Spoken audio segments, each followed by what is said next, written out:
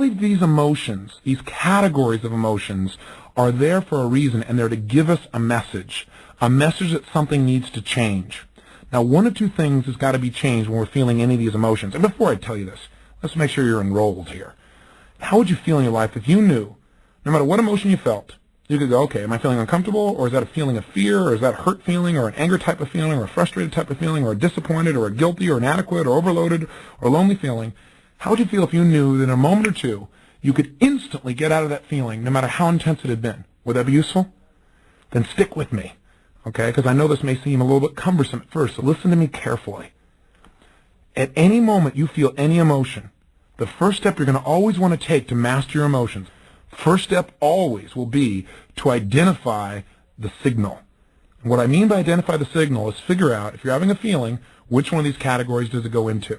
So let's take a look at how this might work. Let's say something happens between you and a loved one, and as a result you feel rejected. You look at your list of 10 here and you say, rejected's not on here, Tony. Well, step number one is identify which category it most fits. Well, when you feel rejected, you really could feel a lot of things about that rejection.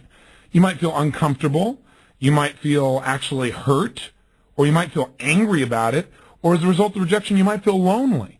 What I'm trying to do is get down to the core emotion that really is controlling you, rather than just this giant word called rejection, which really isn't the essence of what you're feeling. As you go down and you look through your list, and by the way, I know you're not good at this list yet because it's brand new, but you'll memorize it simply by listening to this tape over and over again. By the end of this conversation, hopefully you'll know the 10, and I'll keep saying them again for repetition's sake.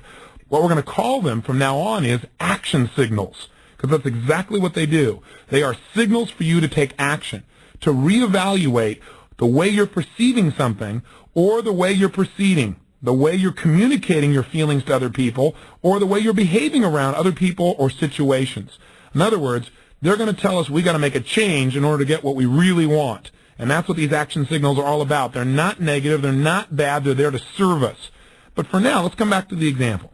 We said step number one then always is identify the signal. That simply means where does it fit in here? So in this example, we've said that rejection really was just uncomfortable for you. Maybe what happened is you turned to kiss your husband or wife and they were busy reading or writing or something and they didn't really reciprocate. You felt, kind of uncomfortable about that. You didn't feel lonely. You didn't feel hurt. You didn't feel angry. You just felt a little uncomfortable. The signal of being uncomfortable is calling to your attention a message. And the message of uncomfortable feelings is, one, realize you need to change your state. That right now, no matter what happens in the state you're in, you're not going to appreciate it. You're not going to be resourceful in understanding what things really mean.